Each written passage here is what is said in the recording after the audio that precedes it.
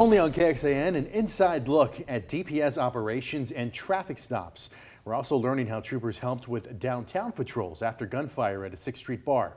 Thanks for joining us. I'm Daniel Mudine. And I'm Jennifer Sanders. We've learned an APD has arrested 2 people after the bar manager on 512 on 6th says a gun went off inside someone's pocket around 1:30 Saturday morning. Now, police say 4 people suffered minor injuries. The manager says the person with the gun made it past half a dozen security guards who worked the door with metal detector wands. And images from the scene show DPS troopers near the bar assisting APD with crowd control and some first aid. During a downtown Austin Alliance forum this month, a DPS regional director said when troopers returned in July from their patrolling hiatus, DPS placed a bigger focus on downtown. Now, Governor Abbott directed DPS to continue patrolling in Austin, even though the city and mayor's office ended the partnership with the agency 2 weeks ago.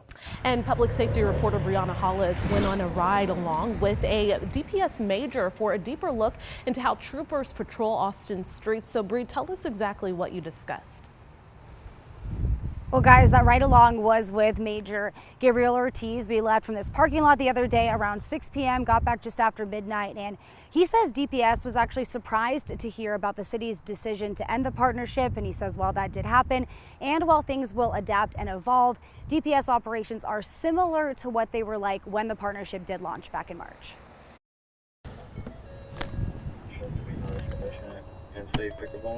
At 11 and Trinity. 6.5 hours on the road with DPS. What was the PC for the stop, you know? Expired registration. Expired registration. An opportunity to see traffic stops in action. Warning for the other 2 violations. Okay. And take concerns from the community straight to the agency. Some concern about DPS unfairly targeting communities of color. What's your response to that? I understand that perception exists, but I would say this. One, I'm Hispanic, I'm a minority. I have been the victim of racism and discrimination as a child.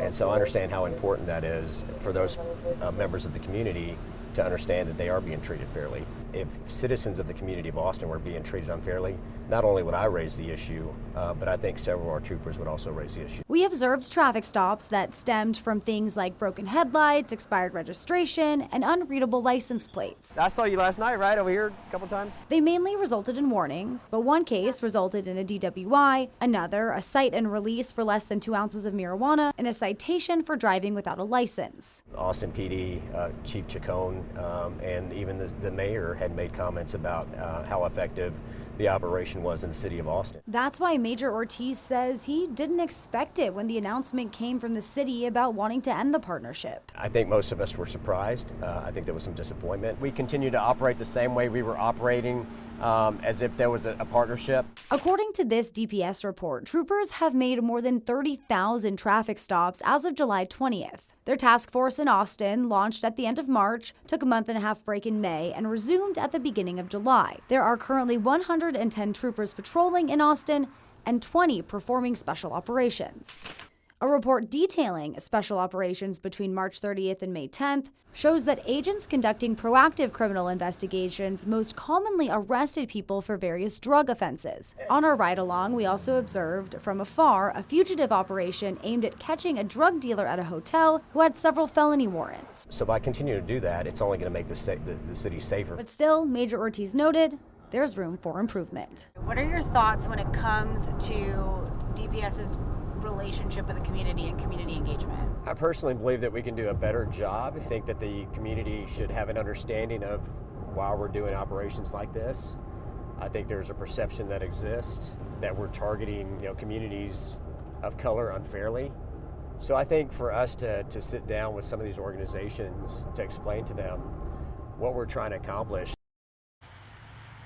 Major Ortiz called the night we went out a slow night for the agency. He also says he has since talked to Austin police about some more community engagement opportunities. Jen, Daniel.